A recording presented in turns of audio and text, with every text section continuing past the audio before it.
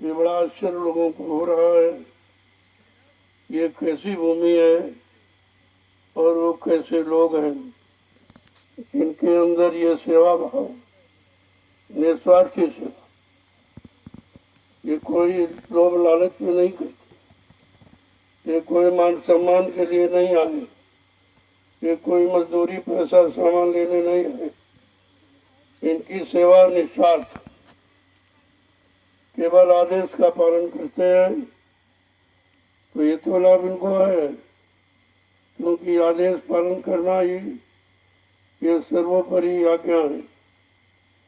और वो आदेश जो जनहित में हो, जो समाज हित में हो, धर्म हित में हो, देश हित में हो, वो आपको ये अवसर मिला, इसका लाभ उठा दीजिए। आगे जीवन रक्षक गुरु पूजा महान पावन पर्व होने जा रहा है। इसमें देश के कोने कोने से श्रद्धालु भक्त प्रेमी आ रहे भारी संख्या में। तो जो तुम ये परमार्थी श्रमदान सेवा कर रहे हो, ये भूमि तैयार कर रहे हो, इसमें वो लोग बैठकर सत्संग सुनेंगे, सुमरन ध्यान भजन करेंगे और सेवा करेंगे। वो लाभ तुम्हारे खाते में होगा, क्योंकि भूमिका आपकी बनाई है, मेहनत आप कर रहे हो। इतनी भीषण गर्मी में आज 2 महीने से लगातार तुम ये सेवा कर रहे हो। सब देखकर बड़ा आश्चर्य कर रहे हैं, ये कैसे लोग घर से निकलना पसंद नहीं करते हैं, इतनी गर्मी धूप। लेकिन ये प्रेमी आदेश हुक्म का पालन करके इन निस्वार्थ सेवा कड़ी धूप में कर रहे। ये छोटी मोटी बात नहीं है, तो बहुत बड़ा काम है। और आज लोग श्रम, परिश्रम और ईमानदारी 2 चीज भूल गए हैं, जिसके कारण समाज का विकास नहीं हो रहा, देश का विकास नहीं हो रहा, परिवारों में विकास नहीं हो रहा, इंसानों का विकास नहीं हो रहा। इंसान के लिए 2 चीजें चाहिए विकास के लिए, एक परिश्रम, एक ईमानदारी। और इस समय दोनों खत्म है, ईमानदारी भी खत्म है और परिश्रम कोई करना नहीं चाहता। और ये परिश्रम देखकर वो भी निस्वार्थ, आज जिनको तनख्वाह दी रही वो भी नहीं सेवा कर, वो भी समय से ड्यूटी नहीं देते, ना समय से काम करना पसंद करते, ना उनके अंदर समाज सेवा, न देश सेवा, न मानव से कोई सेवा नहीं है। लेकिन ये जो काम हो रहा है इतनी कड़ी धूप में, और प्रेमी सुबह से शाम, रात में सुबह 6 बजे से 9 बजे तक धूप में भी, और रात्रि में 6 से 10 बजे तक। ये रात में जो हो रहा, ये तो कोई कर ही नहीं सकता। जब दिन में नहीं करते तो रात में कौन करेगा। और ये रात में कर रहे हैं और निस्वार्थ कर रहे। इनका कोई लोभ लालच, इनका कोई स्वार्थ नहीं, कोई पैसा, कोई मजदूरी, कोई मान सम्मान सामान की इच्छा से नहीं, केवल आदेश हुक्म का पालन कर। इनको आदेश मिला कि तुमको परमार्थी श्रमदान सेवा करनी, बस ये चुपचाप आश्रम से निकले और सेवा स्थल पर आ, और बड़ी लगन के साथ, ना कोई किसी से बात कहता है, न किसी निंदा आलोचना बुराई, इससे भी बच रहे, क्योंकि इनके निशाना है। मैंने एक आधार बना दिया कि तुम्हें 100 डलिया डालनी, बस उसी वो 1.5 में कि हमारी कितनी हुई, कितनी रह गई। तो ना कोई किसी की बात करता, ना किसी की निंदा आलोचना बुराई करता। इससे ये सुरक्षित है। और ये बीमारी इस समय सबसे ज्यादा, ये निंदा आलोचना बुराई इसकी मतलब यानी ईर्ष्या राग द्वेष की बहुत बड़ी बीमारी, इस बीमारी की सेवा ने इस बीमारी से इनको बचा लिया। ये कितना बड़ा काम हो रहा है। जब इस पर विचार करोगे बुद्धि से तब तुम्हारी समझ में आएगा। हिंदुस्तान में कहीं चले जाओ, चाहे कोई धार्मिक संस्था हो चाहे राजनीतिक, लेकिन ये सेवा भाव किसी में नहीं है। जो 88,000 ऋषियों की तपोभूमि नैमिषारण्य में हो रहा, यही चीज तो लोगों के सामने एक नया परिवर्तन का विशाल रख रही कि आगे आने वाला परिवर्तन कैसा होगा, आगे आने वाले लोगों के अंदर भाव विचार कैसे होंगे, उनके अंदर सेवा भाव कैसी होगी, कितनी ईमानदारी होगी, कितनी लगन होगी, ये सब देखने को मिल रहा है और ये दिखाया जा रहा है करके। ये भाषणबाजी प्रवचन यहाँ नहीं होते, यहाँ करके दिखाया जा रहा।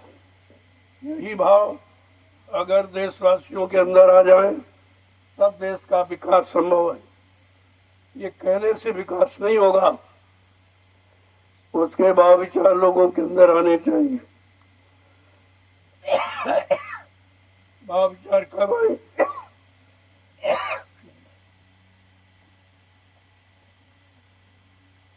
भाव विचार कब आते हैं? जब स्वयं में लगन और चरित्रता होती है। ईमानदारी, मेहनत और चरित्रता जब स्वयं में होती है वो एक नवीन समाज का निर्माण कर सकता। बाकी अच्छे सच्चे चरित्रवान ईमानदार समाज का निर्माण ये भाषणों से प्रवचनों से नहीं होगा, वो तो करनी से होगा। और वो करनी जब तक जो कह रहा उसके अंदर नहीं होगी तो दूसरों के अंदर करनी नहीं ला सकता। इस पर आपको विचार करना चाहिए। आज 2 महीने से लगातार ये सेवा चल रही है, रात्रि परमार्थी श्रमदान सेवा। रात में लोग 6 बजे से 10 बजे तक सेवा करते हैं और सुबह 6 बजे से 9 बजे तक, ये दोनों समय। ये मजदूरी देकर तनख्वाह देकर आप नहीं करा सकते। पूरे हिंदुस्तान की बात नहीं, सारे विश्व की बात करता हूँ।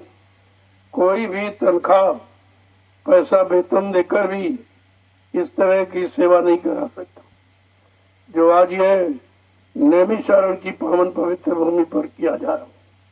कोई न कोई बात तो जरूर है कि इस परमार्थी संधान सेवा के लिए इस भूमि का चुनाव क्यों किया गया।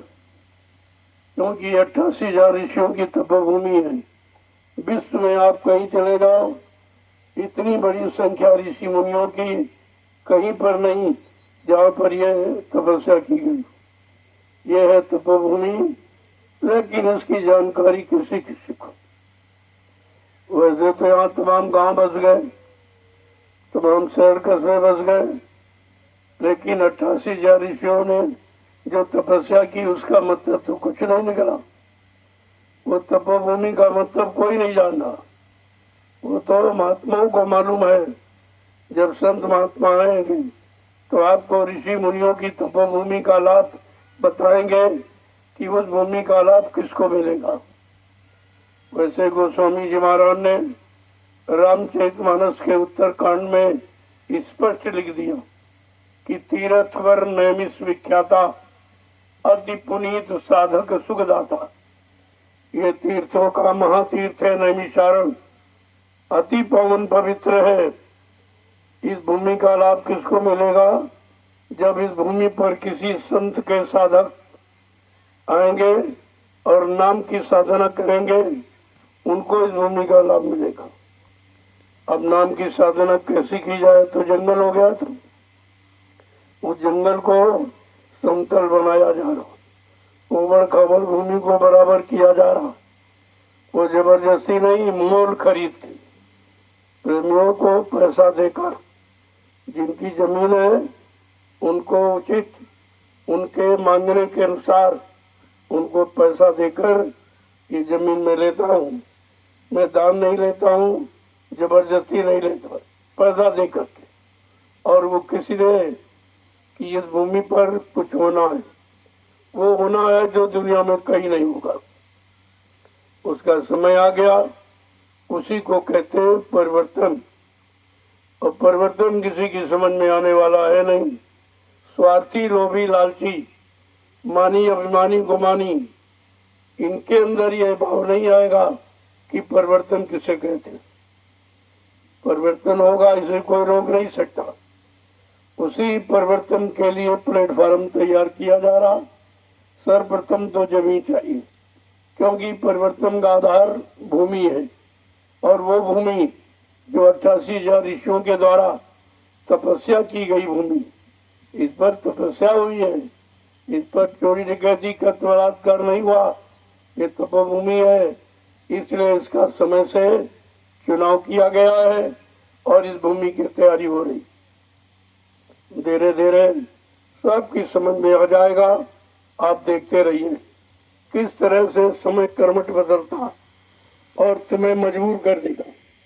तुमको सुधरने के लिए, तुमको शाकाहारी बनने के लिए, तुमको सच्चा ईमानदार चरित्रवान बनने के लिए मजबूर कर देगा समय। वो समय आपके सामने लाके खड़ा कर दिया जाएगा संत महात्माओं के द्वारा। वो नेताओं के द्वारा नहीं, संत महात्माओं के द्वारा। ये ऋषि मुनियों की तपोभूमि है, ये नेताओं की नहीं है। ये मतलब स्वार्थी, लोभी, लालचियों की नहीं है। ये अध्यक्ष मंत्रियों की, वक्ताओं की नहीं है। ये संत महापुरुषों की भूमि है। इस पर संत महापुरुष ही परिवर्तन करके दिखाएंगे और उस परिवर्तन के लिए सभी लोग नतमस्तक हो जाएंगे।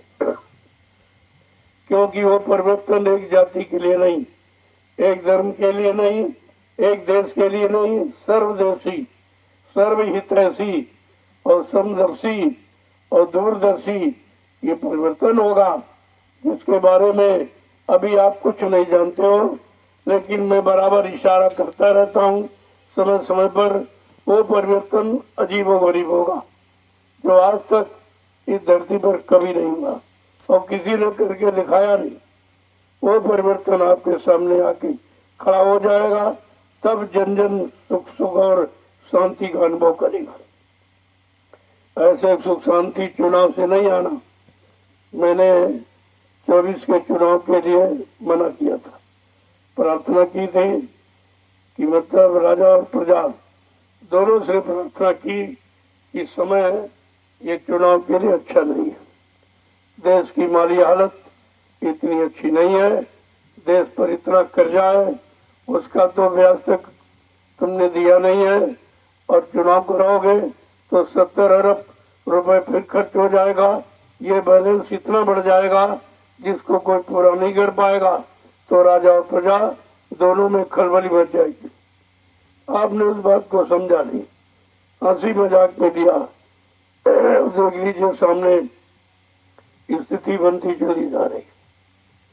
ये सकुशल नहीं, ये किसी को न सकुशल बना पाएंगे न सकुशल रह पाएंगे। ये दोनों के लिए हानिकारक। मैंने पहले कहा था राजा और प्रजा, ये दोनों के लिए 24 का चुनाव अच्छा नहीं है। आप इसको टाल दीजिए, जब देश की स्थिति ठीक हो जाए तो चुनाव करा लेना। मैंने आपको मना नहीं किया, ये कहा समय टाल दीजिए। अच्छा समय नहीं, जब अच्छा समय आ जाए तो करा लेना चुनाव। मैं कोई चुनाव का बहिष्कार नहीं करता हूँ, लेकिन स्थित परिस्थिति देखकर मैं आपको सलाह जरूर देता हूँ। क्योंकि हमारे देश में महात्माओं का ये काम हमेशा रहा। जब राजा प्रजा या देश समाज में कोई आपत्ति मुसीबत आने को हुई तो महात्माओं ने अपने राजा को इशारा किया, संकेत किया कि ये प्रजा का इसमें हित नहीं है। तो राजा ने बात महात्माओं की मानी तो देखो खुशहाल हो गया। अब जो नहीं मानते वो अपना नुकसान कर लेते। तो कहने का मतलब यह है कि महात्मा कोई किसी का नुकसान नहीं चाहते, क्योंकि उनका इस धरती मंडल पर आना किसी काम की दुआ। वो काम क्या है? परमार्थ के कारण साधु धरा शरीर, परमार्थ समाज देश धर्म हित साधु संत महात्मा आते जाते रहते हैं और देश समाज का कल्याण करते रहते हैं। देश समाज के सगुण शांति के लिए नई दिशा हमेशा बताते रहते हैं। जब मान जाते हैं तो ठीक है, नहीं मानोगे तो आपको भोगना पड़ेगा। इसलिए एक एक बात को बड़े गौर से सुनना चाहिए। मैं 12 वर्ष से लगातार सारे हिंदुस्तान में घूम घूम कर ये संदेश देता हूँ कि अब समय परिवर्तन का। आप लोग कुदरत की मार के पहले अपना सुधार करो, शाकाहारी हो जाओ, सदाचारी हो जाओ, ब्रह्मचारी हो जाओ, सच्चे ईमानदार त्यागी तपस्वी बन जाओ, चरित्रवान बन जाओ, क्योंकि आगे समय परिवर्तन का है। ये कूड़ा कचरा नहीं रहेगा, ये गंदे भाव विचार इंसानों के अंदर नहीं रहेंगे। ऐसी वैचारिक क्रांति का परिवर्तन होगा जो हिंदुस्तान के विश्व में कभी नहीं हुआ। लोगों ने इस पर विचार नहीं किया, अपनी दुनियावी सांसारिक भौतिक बुद्धि लगाकर महात्माओं की बात को काट दिया कि नहीं ऐसा कुछ नहीं, ऐसा कुछ नहीं। और वो समय आपके सामने आ गया। देखते जाइए समय कैसे करवट बदलता और सबको मजबूर कर देगा। समय के आगे आप सब मजबूर हो जाओगे। और वो समय महात्माओं के सिवा किसी को मालूम नहीं। महात्मा जानते हैं, वो दिव्य दृष्टि है, वो त्रिकालदर्शी है, वो भूत भविष्य वर्तमान के जानकार है। उनको सब दिखाई दे रहा कि आगे समय कैसा आ रहा, कितना खराब आ रहा, किस तरह लोग तबाही में चले जाएंगे, मुसीबत में चले जाएंगे, आपत्तियों में, बीमारी, महामारी, लड़ाई झगड़ा, दैवी प्रकोप, दुर्घटनाओं में, अकाल मौतों में गिर जाएंगे। ये सब समय की जानकारी महात्माओं के पास रहती और इसी से देश के लोगों के लिए आगाह करते रहते। ये समय ठीक नहीं है, आप लोग अपनी जगह पर आ जाओ, क्योंकि ये देश धार्मिक है। धर्म के लिए भगवान राम को रावण से लड़ाई लड़नी पड़ी, धर्म के लिए कृष्ण को महाभारत करना पड़ा। ये धर्म हंसी मजाक भाषण प्रवचनों चुनाव से नहीं आता, ये संघर्ष से आता है। ये इतिहास बता रहा कितना संघर्ष भगवान राम को, भगवान कृष्ण को करना पड़ा, तब ये धार्मिक धरा पर धर्म की स्थापना हुई थी। आज धर्म लोप हो रहा, पूर्णतया लोप हो रहा। किसी के अंदर धार्मिक भाव विचार नहीं है, धार्मिक मर्यादाएं नहीं है, सामाजिक मर्यादाएं नहीं है, पारिवारिक मर्यादा नहीं है। ये सब समाप्त हो चुकी, लिहाजा समय खराब आ गया। खराब समय जो भी आता है जब हर मर्यादा को इंसान भूल जाता। आज आपने सारी मर्यादाओं को तिलांजलि दे रखी। दुख आने का कारण और कुछ नहीं है, दुख कोई नहीं देता है, दुख आपके कर्म तुमको दुख खुद ही देते हैं। दुख और सुख कर्मानुसार आते चलते रहते। जैसे कर्म करोगे वैसा आपको परिणाम मिलेगा, वैसे ही आपके को सुख शांति मिलेगी। लेकिन करना नहीं चाहते हो तो फिर नहीं मिलेगा। महात्माओं ने सदैव हमेशा पहले से इशारा करते ताकि कोई ये न कहे अरे भाई समय के पहले क्यों नहीं बताया, हम सुधार कर लेते, हम जाग जाते, चेत जाते, हम समय से खड़े हो जाते। इसलिए महात्मा समय के बहुत पहले इशारा करना शुरू कर देते हैं ताकि आपको सुधरने का, संभलने का मौका मिल जाए। कितने दिनों से लगातार 10 जुलाई 1952 से 10 जुलाई 1952 से बाबा जी लगातार आपको संदेश दे रहे, पूरे हिंदुस्तान में घूम घूम कर। और 12 बरस से फिर ये लगातार, फिर से दोबारा जब आप भूल गए तो पुनः याद दिलाने के लिए ये 12 बरस से फिर आपके सामने अभियान छेड़ा गया। इनको एक बार फिर मौका दे दो, एक बार जानकारी दे दो, ताकि ये न कह सके कि हम भूल गए, हमको किसी ने बताया नहीं। अब भी आप नहीं मानोगे, तुम जानो तुम्हारा काम जाने। ये नहीं कह सकते हो कि हमको किसी ने बताया नहीं। और वो बताना निस्वार्थ, उसके बदले कोई पैसा, कोई दक्षिणा, कोई रुपया पैसा सामान नहीं लिया जा रहा। ये जो सच्चा संदेश है देश और समाज के हित में, इसकी कोई स्वार्थ लोभ लालच में नहीं दिया जा रहा, न कोई रुपया पैसा दान दक्षिणा लिया जा रहा। फिर भी अगर आप नहीं समझे तो कुदरत की मार से फिर बच नहीं पाओगे, और कोई ये कह नहीं सकता कि हमको किसी ने बताया नहीं। आज ये अवसर आपको फिर से मिला, जागने का अवसर है। जागो, चेतो और उसमें आ जाओ।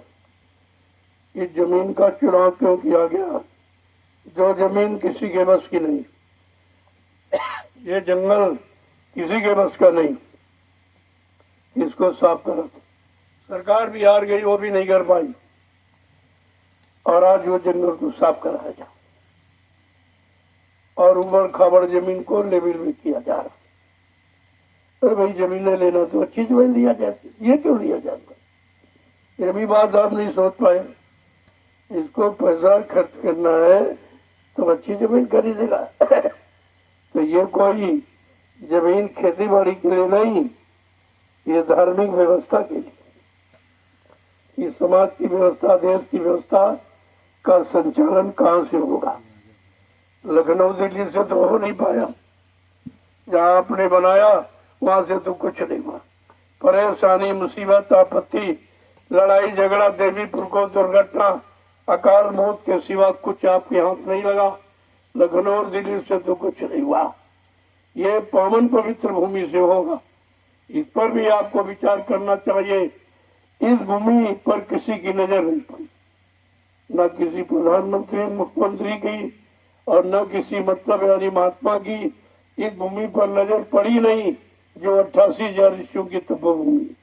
इस पर चुनाव होना चाहिए, इसका चुनाव होना चाहिए। इस पर लोगों को आकर के परिश्रम मेहनत करनी चाहिए कि जब भी अच्छा सच्चा काम होगा सबके हितों का, वो इस भूमि से होगा और किसी भूमि से नहीं। तुम कितनी कुछ व्यवस्था बना डालो, लेकिन सुख शांति नहीं, न्याय, सुरक्षा, रोजी रोटी नहीं मिल सकती। तो मैं लिख के दे सकता हूँ आपको, ये कहीं कुछ नहीं होगा। जो होगा इस तपोभूमि से होगा, जिस भूमि का आज चुनाव किया गया, और वो भी मुफ्त नहीं, प्रेमियों को पैसा देकर। जिनकी जमीन है उनको उचित पैसा देकर उस पैसे से बाल बच्चों की व्यवस्था भी बना लो, और तुम्हारी जमीन हम धर्म में लगा देंगे, अच्छे काम में लगा देंगे, और वो भी तुम्हारा काम आएगी। जब इस भूमि से सबके हित का और सबके भले का और सबके रोजी रोटी का काम होगा, तो क्या उससे तुम बचाओगे? तुम्हारा भी काम होगा। तो मैं तो पैसे भी दे रहा हूँ और आपका काम भी कर रहा हूँ, दोनों काम कर रहा हूँ। फिर भी अगर समझ में ना आए तो इससे सस्ता और कोई तरीका हो नहीं सकता। इसलिए इस पर आप विचार कीजिए। आज आपको लिए मौका है, कल तुम्हारे यहाँ से मौका निकल जाएगा। दुनिया के लोग इस भूमि पर आ रहे हैं और आएंगे, लेकिन तुम ऐसे रह जाओगे जैसे चिराग के नीचे अंधेरा, चिराग के नीचे अंधेरा, वैसे रह जाओगे। अब देख रहे हो 20-25 प्रांतों के लोग यहाँ आ चुके हैं और आएंगे। अब कुछ विदेशी भी आएंगे, लेकिन तुम जैसे के तैसे रह जाओ। तुम्हारे अंदर से बुराई और निंदा और चुगली, ईर्ष्या, राग, द्वेष से निकलने वाला नहीं है, क्योंकि ये काल का सामान है और तुम काल के एजेंट हो। तो इसलिए तुम्हारा तो बड़ा मुश्किल होगा बचना बचाना। लेकिन तुम ये नहीं कह सकते हो कि हमारे बचने की किसी ने कोई युक्ति नहीं बनाई थी, कोई रास्ता नहीं निकाला था। हम आपको ये कहने नहीं देंगे। हमने रास्ता पूरा निकाल दिया है और प्लेटफॉर्म तैयार कर रहा हूँ। धीरे धीरे आप देखते रहिए कैसे काम होगा। ये वो भूमि है जहाँ पर 88,000 ऋषियों ने तपस्या की। ये वो भूमि नहीं है जो वन दुनिया की जमीनें देख रहे हो। तभी तो इसका चुनाव किया गया, तभी जमीन को लिया जा रहा। और मतलब यानी इस भूमि पर एक अच्छे काम करने का संकल्प लिया गया है, इसलिए इस भूमि पर तैयारी हो रही है। और आप अगर शामिल हो जाओ तो अच्छी बात है, आपको भी लाभ मिल जाएगा। जो भी शामिल शरीक हो जाएगा उसको लाभ मिल जाएगा, और नहीं तो काम तो हो जाएगा। काम तुम्हारे द्वारा रुकेगा नहीं कि तुम नहीं आओगे, नहीं जानोगे, नहीं समझो तो काम रुक जाएगा। काम हम रुकने वाला नहीं है, तुम्हारे पर काम थोड़ी है रखा गया। लेकिन आपको लाभ पहले दिया जा रहा कि पहले लाभ आप लोग उठा लो और पीछे जो लोग आए वो। लेकिन तुम पीछे हो रहे हो और वो आगे हो रहे हैं, जो देश दुनिया के लोग आ रहे हैं। अभी आप देखना तो 19 जुलाई से जो कार्यक्रम होने जा रहा है, कितने लोग शामिल होंगे। इतनी बड़ी संख्या इस तपोभूमि पर आ जाएगी, लोग ताज्जुब करके रह जाएंगे।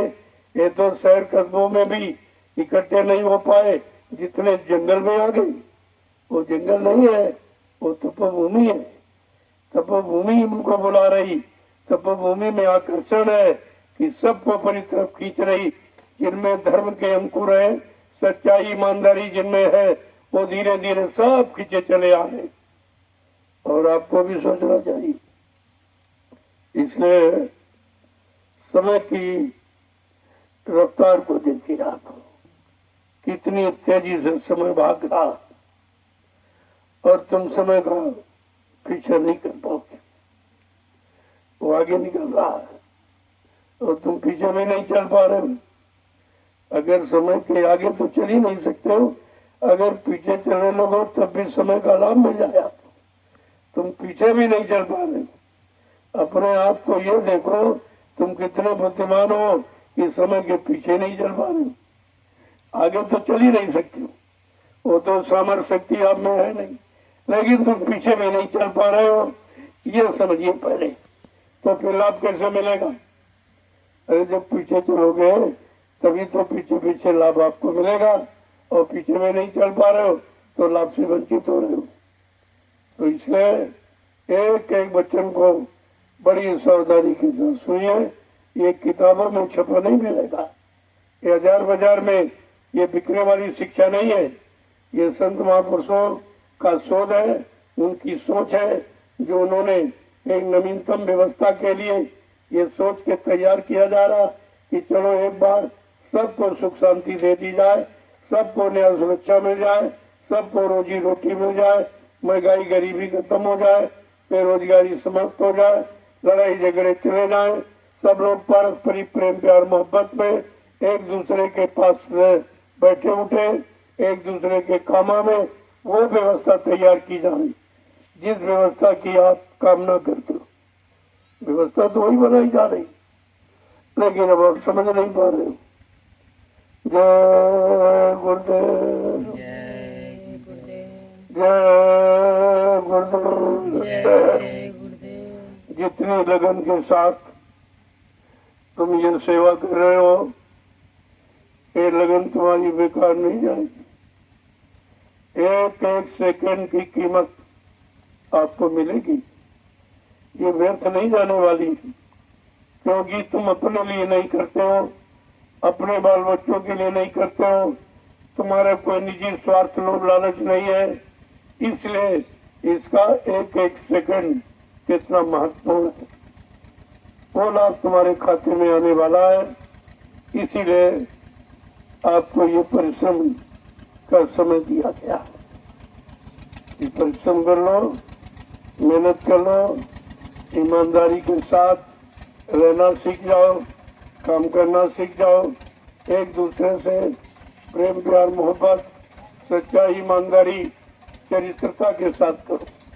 ये सब शिक्षा आपको दी जा रही और करके आपको दिखाया जा रहा। जब ऐसा समय आ जाता है तो प्रेमियों को ये सोचना चाहिए कि अब हमारा समय अच्छा है। जब अच्छाई सच्चाई का काम शुरू हो जाए तो समझना चाहिए कि अच्छा समय आ गया। अच्छा समय बहुत करीब आने ही वाला, जिसे कहा जा रहा कलयुग जा रहा सतयुग। सतयुग का मतलब अच्छा समय, सत्य का समय आ रहा है, और कलयुग माने खराब समय जा रहा है। तेरे बात को समझ ही रहा है। धीरे धीरे धीरे धीरे जब वचनों को सुनोगे और मन बुद्धि चित्त से उस पर विचार करोगे तो धीरे धीरे सब आपकी समझ में आ जाएगा। ये काम किसके लिए हो रहा, ये काम एक जाति के लिए या एक मजहब धर्म के लिए या एक देश के लिए, ऐसा नहीं। ये संपूर्ण विश्व के लिए, ये संपूर्ण विश्व का परिवर्तन है। तो उसके लिए कितनी बड़ी व्यवस्था होनी चाहिए। जब एक परिवार को सुख शांति देने के लिए परिवार का मालिक कितनी व्यवस्था करता है, तब अपने परिवार को सुख शांति दे पाता। आज विश्व को सुख शांति देने का संकल्प लिया जा रहा, तो कितना समय लगेगा, कितनी मेहनत, कितना परिश्रम, लोगों के अंदर कितने अच्छे भाव विचार, कितना अच्छा खान पान होना चाहिए ताकि लोग अच्छाई सच्चाई पर चल सके और अच्छाई सच्चाई का लाभ प्राप्त कर सके। जय गुरुदेव, जय गुरुदेव। चलो जल्दी जल्दी से करो, जल्दी से अब इस काम को पूरा करो। सब लोग 15-15 डलियां डालिए। इसके बाद मैं आपको प्रसाद दे दूंगा, प्रसाद दे दूंगा। 10 डलियां अपनी, 5 हमारी। तो मैं तो बुढ़ा हूँ, अब ये काम नहीं, पहले मैंने किया, ऐसा नहीं किया नहीं। तुम तो उतना परिश्रम कर भी नहीं सकते जितना हम लोगों ने अपने समय में किया। अगर किया न होता तो आपसे कैसे करवाता। जो जिसने किया वही करवाएगा, वही उस मेहनत की कीमत समझता कि परिश्रम का क्या कितना बड़ा लाभ है, इसकी क्या कीमत। ऐसे नहीं, मतलब यानी ये मेहनत की गई है, उस मेहनत का फल भी यानी देखा गया है। तो आपसे भी कहा जा रहा तुम भी समय उसका लाभ उठा लो। उतनी मेहनत तो आप नहीं कर सकते हो जितनी की गई है। अब तो आपको निमिष मात्र थोड़ा बहुत यानी आपसे कराया जा रहा, ताकि बिना मेहनत के कोई चीज मिलती है उसकी कदर नहीं होती। आपको मेहनत करा के जब कोई चीज मिलेगी आप उसकी संभाल करेंगे और बड़े हिफाजत से रखेंगे, उसका बुरी तरह से खर्च नहीं करेंगे आप। इसीलिए तो आपसे ये मेहनत कराई जा रही है कि जहाँ एक डलिया डालोगे मिट्टी, तो सोचोगे भाई हमारी डाली मिट्टी कहीं इधर उधर न होने पावे। आपको चिंता रहेगी, क्योंकि जो व्यवस्था आप बनाएंगे उस व्यवस्था की फिक्र और चिंता तुम्हारे दिल में रहेगी। इसीलिए तो सब कराया जा रहा। नई मशीनों से भी कराया जा सकता, लेकिन परिश्रम की बात खत्म हो जाती। फिर लोग भूल जाते हैं परिश्रम क्या होता। वो तो परिश्रम की परिभाषा संत महात्मा देते, करा के दिखाते। ऐसे नहीं भाषण स्पीच उनके यहाँ नहीं होती, वो करनी कराते और करनी करा के सबके अंदर वो परिश्रम का भाव पैदा करते हैं और सब परिश्रम करने लगते हैं और परिश्रम की कदर सबके अंदर आ जाती। जय गुरुदेव, जय गुरुदेव। चलो जल्दी से डालो, 15-15 डलियां डाल के आओ। जो लोग अभी आए उनको थोड़ा ज्यादा करना चाहिए, क्योंकि इसका लाभ आपको नहीं मालूम।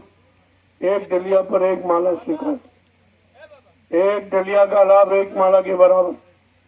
जो सुमरन ध्यान, जो सुमरन का लाभ मिलता वो देखो ऐसे मिला, क्योंकि बस तुम्हारे बस का सुमरन नहीं। तुम्हारा मन साथ नहीं दे रहा, तुम्हारा तन भी साथ नहीं दे रहा, तुम्हारी इंद्रियां भी साथ नहीं दे रही, बुद्धि चित्त भी साथ नहीं दे रही। लिहाजा आपके लिए सरल तरीका ये निकाल दिया गया कि परमार्थी संधान सेवा करके वही लाभ मिल जाएगा जो सुमरन ध्यान भजन से मिलता है। सिमरन ध्यान भजन तो अपने लिए करोगे, वो भी एक तरह का निजी स्वार्थ है, लेकिन जो परमार्थी सम्मान सेवा कर रहे ये परमार्थ है, ये तो उससे भी बहुत बड़ा। जब समझ जाओगे तो आपकी समझ में सब आ जाएगा कि इससे यानी मतलब यानी सरल और कोई तरीका हो ही नहीं सकता। तो इसलिए आप लोग जल्दी से प्राकलों की रोज चलना है, ये रोज चलना है, ये सेवा बराबर चलती रहेगी, नए प्रेमी आते रहेंगे, उनको भी लाभ मिलना चाहिए सेवा का, और तुम्हारा नित्य बढ़ता रहेगा। जो आएंगे उनका तो शुरुआत है और तुम्हारा बढ़ता जाएगा, इतना बढ़ता जाएगा। कितनी मालाएं हो गई रोज गिनो, कितनी मालाएं आपकी हो गई, इतनी माला तो तुम सुमरन करके नहीं कर पाते जितनी ये परमार्थी सम्मान सेवा से कर रहे। ये छोटा मोटा लाभ नहीं है, ये कोई यानी किसी को बता ही नहीं पाया और ना ये लाभ किसी ने दे पाया जो आज आपको मिलने जा रहा। जय गुरुदेव। चलो फिर मैं देर मत करो, देर से आए हो जल्दी जुड़ जाओ, नहीं ये लाभ भी तुम्हारे हाथ से निकल जाएगा, फिर आपको बताना पड़ेगा। ये तरह तरह की बीमारियों से आप परेशान तब यहाँ आए हो, तमाम बीमारी लेके आए हो, लड़ाई झगड़े लेके आए हो, मुसीबत आपत्ति लेकर के आए हो, तो वो तुम्हारे सब कैसे खत्म हो उसके लिए ये परमार्थी सम्मान सेवा रखी गई है। तो भी आपने पाप और बुरा किया वो शरीर से किया, इसलिए शरीर से ये सेवा करा के वो पाप कर्म तुम्हारे उतारे जा रहे हैं। तब बल्कि उतारने का और कोई तरीका ही नहीं, भजन के सिवा दूसरा कोई तरीका नहीं।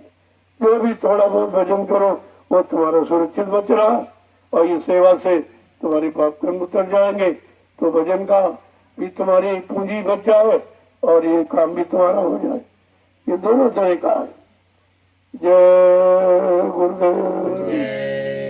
चलो जल्दी से अभियान पूरा करो, जिनको जो ज्यादा डालेंगे उनकी ज्यादा माला हो जाएगी, उसमें तो लाभ है, लेकिन 15 से कम नहीं। इतनी तो आपको डालकर ही आप ये प्रसाद लोगे तो ये प्रसाद दवा का काम करेगा। वैसे खाओगे उसका कोई लाभ नहीं, कोई लाभ नहीं। वो भोजन बन जाएगा लेकिन दवा और दुआ नहीं बनेगी। वो तो जब परमार्थी सम्मान सेवा करके जब आप लोगे प्रसाद, उसका लाभ है।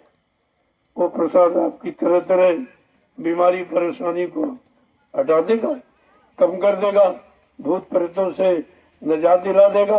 एक तरह का लाभ नहीं है बहुत, और ये लाभ कोई दे नहीं सकता और न किसी को विश्वास है पर, क्योंकि लोग इसके बारे में जानते ही नहीं, उन्हें पता ही नहीं है कि पाप कर्मों का बोझा कैसे उतरता है। उन्हें ये क्या मालूम, वो बेचारे इस चीज को जानते नहीं, और जानते भी नहीं मानते भी नहीं, दोनों बातें। तो फिर लाभ से हमेशा वंचित ही रहेगा। जय गुरुदेव। देखो सेवा जब मिलती है जब अच्छे कर्मों का उदय होने का समय आ जाता, जो आपने थोड़ा बहुत पुण्य किया है, कुछ लोगों को के साथ अच्छा व्यवहार बर्ताव किया है, उसका समय आ जाता तो घड़ी आपको मिल जाती। अब वो घड़ी तो आपको मिल गई, लेकिन घड़ी का लाभ कैसे मिले, तो उसके लिए उसी घड़ी में परमार्थी सम्मान सेवा जोड़ दी गई। ये लाभ लेने का तरीका है, उससे केवल लाभ की घड़ी मिलती, पुण्य कर्मों से लाभ नहीं मिलता। लाभ पाने की घड़ी, समय, मुहूर्त, ये तारीख, दिन, ये आपको मिल जाएगा और लाभ मिलेगा उस घड़ी मुहूर्त में जब कोई परमार्थी सेवा करोगे। परमार्थी माने जिसमें तुम्हारा कोई निजी स्वार्थ नहीं, कोई लोभ लालच नहीं, कोई पाने की इच्छा, लेने की इच्छा नहीं, उसको कहते हैं परमार्थी सम्मान। ये कितना बड़ा लाभ है। और आज परमार्थ शब्द लोग भूल गए, सबके अंदर स्वार्थ है, राजा प्रजा देख रहे सब स्वार्थ में डूब गए, एकदम डूब गए बिल्कुल स्वार्थ में। ये सेवार्थ धर्मार्थ परमार्थ उनके दिल दिमाग से चला गया, वो तो उसकी परिभाषा भी नहीं जानते कि धर्मार्थ सेवार्थ परमार्थ होता क्या है, क्योंकि सब स्वार्थ में राजा प्रजा एकदम स्वार्थ में एकदम डूब गई, सबके अंदर वही भाव बन गया। अब जब सेवार्थ धर्मार्थ परमार्थ रहा नहीं तो उसका लाभ कैसे आपको मिलेगा? लाभ कोई किताबें पढ़ने से नहीं मिलेगा। कोई गीता है, कोई भागवत है, कोई पुराण है, कोई कुरान है, कोई बाइबल, इनके पढ़ने का लाभ नहीं है। इनमें जो लिखा है उसको अपने जीवन में उतारने पर लाभ मिलता है। किताबें पढ़ने से कोई महात्मा बन गया या किताबें किसी को महात्मा बना देंगी? वो तो महान आत्माएं मिलनी चाहिए जिन्होंने अपनी आत्मा को जगाया और परमात्मा से मिलाया। जब वो मिल जाएंगे वो तुम्हारे पर दया कर देंगे और तुम्हारी जीवात्मा को जगाकर परमात्मा से मिला देंगे।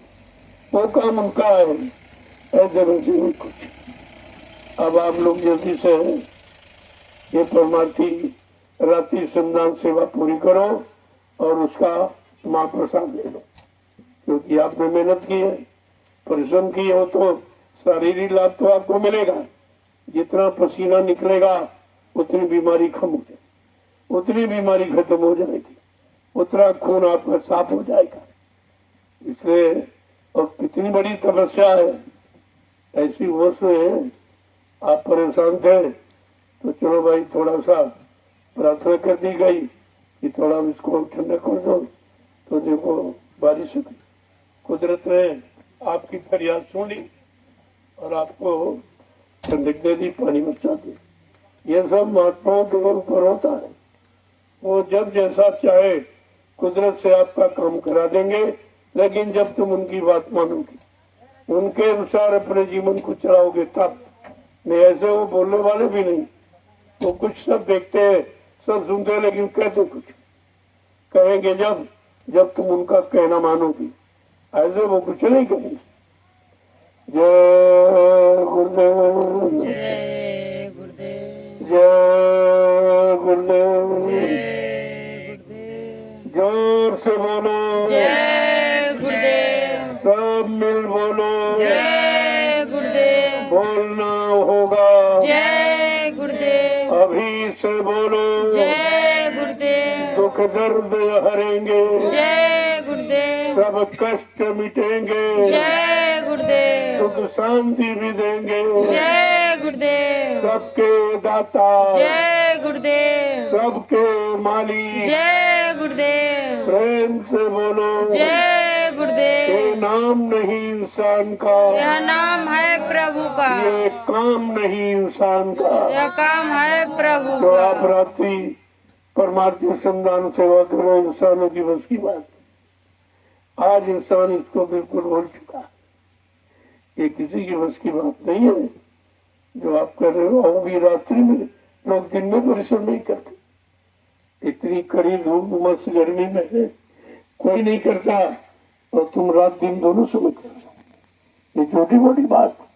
और ये तो को पूरा हिंदुस्तान देख रहा, ये सीधा प्रसारण हो रहा है, सारे हिंदुस्तान को भेजा जा रहा कि देखो 88,000 ऋषियों की तपोभूमि पर क्या हो रहा, जो विश्व में कहीं नहीं हो रहा। ये काम कहीं नहीं हो रहा जो यहाँ हो रहा है, ये देखिए आप।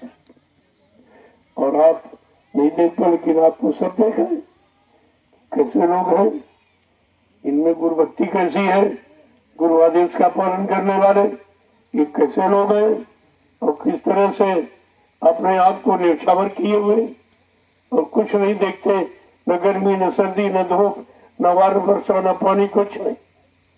एक निशाना, एक भरोसा, एक बल, एक आत्मविश्वास, केवल एक निशाना है गुरु आदेश का पालन करना। ये सर्वोपरि जिनकी पूजा करते हो, अगर उन्होंने गुरु आदेश पालन न किया होता तुमको कोई नहीं जानता। मर्यादा पुरुषोत्तम भगवान राम, उन्होंने 2 गुरु वशिष्ठ और विश्वामित्र, 2 गुरुओं के आदेश का पालन किया, आज उनकी पूजा हो रही। और संदीपन कृष्ण भगवान के गुरु थे, उनके आदेश का पालन किया, आज उनकी पूजा हो रही। अरे उनको तो गुरु मिला तब उनकी पूजा हो रही। तुम कितने सौभाग्यशाली हो, तुमको समय का सदगुरु मिला। तो तुम्हारी क्या पूजा होगी, तुम्हारा क्या इतिहास होगा। वो तो अनोखा, वो अनोखा इतिहास होगा, एकदम अनोखा इतिहास है बिल्कुल। क्योंकि सतगुरु का आदेश किसी ने माना नहीं है। गुरु का आदेश, उसका तो इतिहास है, रामकृष्ण ने सबने माना, लेकिन सतगुरु का आदेश आज जो आप मान रहे हो या हम लोग कर रहे हो, ये किसी ने किया नहीं है। जय गुरुदेव, जय गुरुदेव, जय गुरुदेव। जय गुरुदेव। जल्दी से पूरा करो, अपना अभियान पूरा करो। तुम्हारा लक्ष्य निशाना परमार्थी सम्मान सेवा, वो भी रात्रि, ये कोई नहीं करता, संत मत में भी कोई नहीं कर रहा। और काल मत की बात तो छोड़ दो, वहां तो जानते ही नहीं है, लेकिन संत मत में भी लोग ये सेवा नहीं जानते कि ये रात्रि परमार्थी सम्मान सेवा क्या है। दिन में लोग नहीं कर रहा तो कौन करेगा। ये भी यानी संत मत के प्रेमियों को एक नई दिशा का ज्ञान कराया जा रहा कि संत मत में क्या होना चाहिए, संत मत किसे कहते हैं, संत मत का लाभ सर्वोपरि है, वो सबको कैसे मिलेगा, उसकी ये भूमिका व्यवस्था तैयार की जा रही। जय गुरुदेव। जय गुरुदेव। देखो जितने नाम आए, नाम के बगैर किसी युग में काम नहीं हुआ। कोई नाम की निंदा नहीं होती, लेकिन अपने अपने समय, अपने अपने युग में जो नाम जगाए गए उन्हीं से काम हुआ।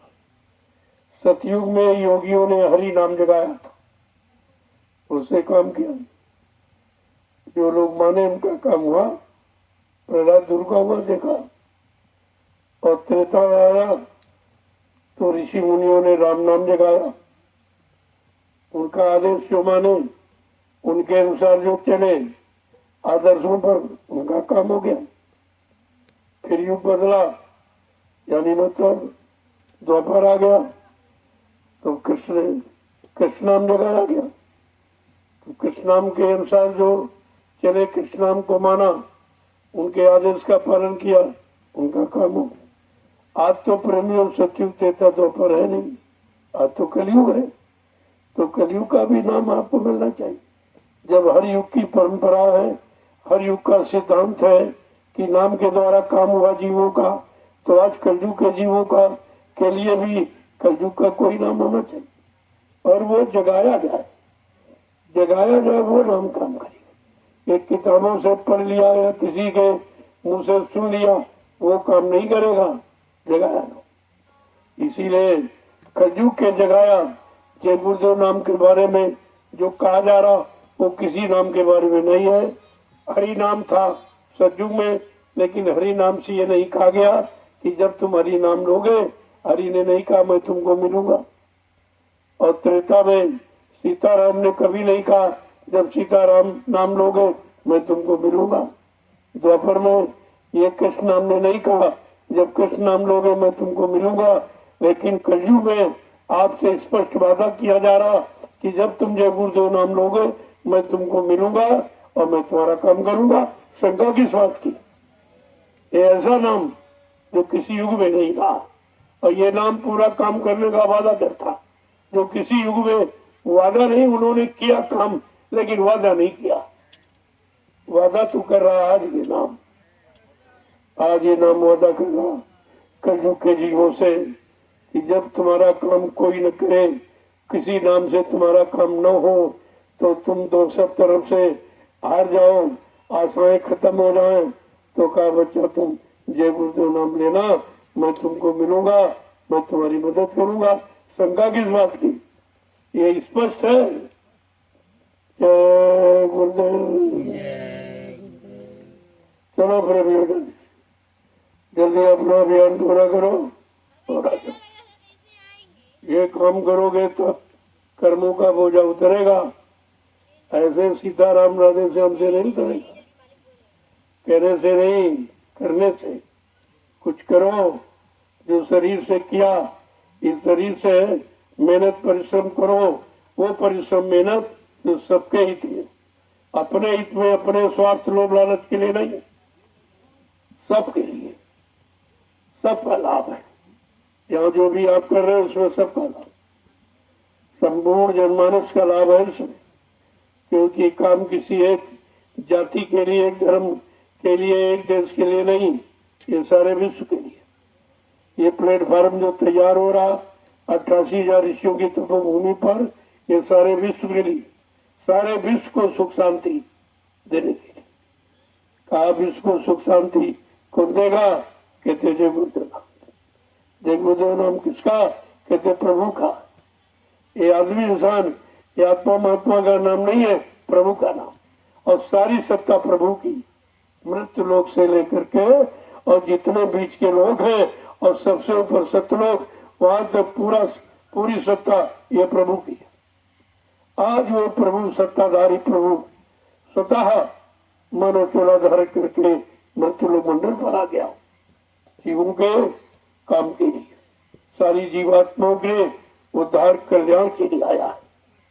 लेकिन जब सत्संग सुनोगे, वचनों को सुनोगे, विचार करोगे मन बुद्धि चित्त से, तब तुम्हारी समझ में आएगा ये सब क्या है। ऐसे तो कुछ समझ में आ गया नहीं। आप कितना समय निकल गया, नहीं समझ पाए तो तुम क्या समझोगे। जय गुरुदेव, जय गुरुदेव, जय गुरुदेव, जय गुरुदेव।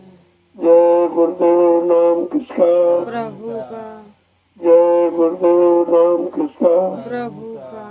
सतयुग कौन लाएंगे? जय गुरुदेव, कलयुग को कौन बनाएंगे? जय गुरुदेव, विश्व में सुख शांति कौन लाएंगे? जय गुरुदेव, जन जन में प्रेम कौन लाएंगे? जय गुरुदेव। ये काम है इस नाम का, और किसी नाम ने ये काम नहीं किया। ये काम नहीं किया, मार काट तो किया लेकिन संभाल नहीं किया। और ये जय गुरुदेव नाम मारकाट नहीं सिखाएगा, ये खूनी क्रांति नहीं कराएगा। विश्व परिवर्तन के लिए वैचारिक क्रांति का अभियान चला है। ये वैचारिक क्रांति के द्वारा विश्व में परिवर्तन करके दिखा देगा और सबकी समझ में आ जाएगा कि कलयुग का परिवर्तन कितना अनोखा है, कितना अद्वितीय है, कितना विलक्षण है। जय गुरुदेव। ये समय कदरा गुफाओं जंगलों में छिपने का नहीं, ये कारता दिखाने का नहीं है। वो तो सतयुग त्रेता का समय था, उस समय उसकी जरूरत थी, क्योंकि उम्र 1,00,000 वर्ष की, 10,000 वर्ष की, 1,000 वर्ष की थी। उस समय को व्यतीत करने के लिए जंगल गुफा का आधार बनाए। लेकिन आजकल युग में तो 100 वर्ष आपको मिले, वो भी किसी का 50, किसी का 60, 70 निकल गया। अब कितना बचा है? अब उसमें इधर उधर चले जाओगे तो फिर आपको समय मिलेगा नहीं। इसलिए ये छिपने का समय नहीं, ये काम करने का समय। आप तरो औरों को तारो, ये छिपने का काम नहीं है। अपना उद्धार कल्याण करो और दूसरों को भी हो जाए। पहले ऐसा नहीं था, लेकिन आजकल युग के जीवों के लिए संत सदगुरु जो समय से आए, उन्होंने ये अवसर दिया है, ये लाभ दिया है और ये रास्ता निकाला कि आप सबके बीच रहकर सबका कल्याण करो। परिवार में, समाज में, देश में रहो, अपने अपने मर्यादाओं में रहो। किसी को मना नहीं किया जा रहा, लेकिन सबका हित करो, अपना भी करो और सबका हित करो। स्वयं लाभ प्राप्त करो और सबको लाभ प्रदान करो। यही तो आपकी मानवता, यही आपकी इंसानियत है, यही मानव धर्म है। तो इसे आपको समझना पड़ेगा। जय गुरुदेव। चलो प्रभु से अपना अभियान पूरा कर। आ जाओ, मैं आपको आपकी मेहनत परिश्रम का ये प्रसाद देता हूँ। देखो, हिंदुस्तान में कोई प्रसाद नहीं देता। प्रसाद बनाना किसी के बस की बात है ही नहीं। प्रसाद बना नहीं सकता कोई, इसलिए बेचारे जब बना नहीं पाते कहते दुकान से खरीद के ले आओ। अरे प्रसाद खरीदा नहीं जाता, प्रसाद बनाया जाता। बनाएगा कौन? जिसने अपने वक्त मुर्शिद समय के सदगुरु को खुश कर लिया, उनके आदेश हुक्म का पालन करके उनके वचनों पर चलकर जिसने अपने सदगुरु को खुश कर दिया, वो उनकी दुआ दया किसी वस्तु में प्रवेश करके जीवों को लाभ दे सकता है। फिर वो प्रसाद बनाया जाता। और इस समय किसी को बना कोई नहीं बना सकता प्रसाद। तो आप समझ लो, जब प्रसाद बना लो तो देंगे कौन से आप? जब बनाना जानते हैं तो कहाँ से देंगे? इसलिए प्रसाद खरीदा नहीं जाता है, प्रसाद बनाया जाता। प्रसाद में दुआ दया शामिल की जाती, तब वो प्रसाद बनता। वो प्रसाद तुम्हारे तमाम भोले बिछड़े कामों में काम आता है। तमाम तरह की परेशानी, बीमारी, दर्दों को दूर करने में वो दवा और दुआ का काम करता है। वो प्रसाद कहलाता है। जय गुरुदेव, जय गुरुदेव, जय गुरुदेव। जय गुरुदेव।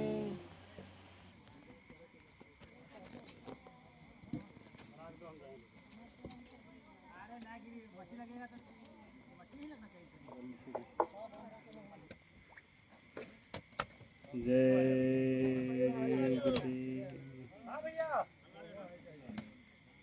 मालिक के आदेशानुसार रात्रि में ये सभी प्रेमी भाई बहन मिट्टी संदान सेवा कर रहे हैं।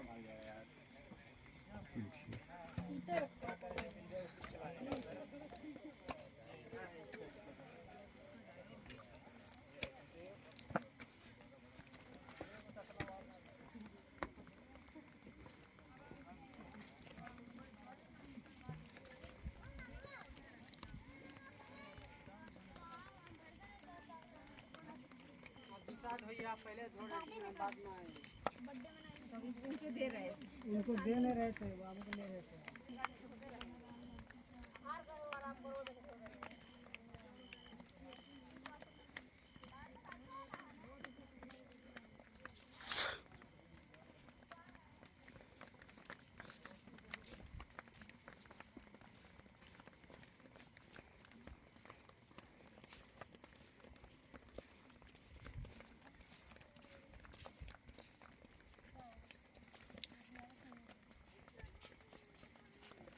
चलो तब।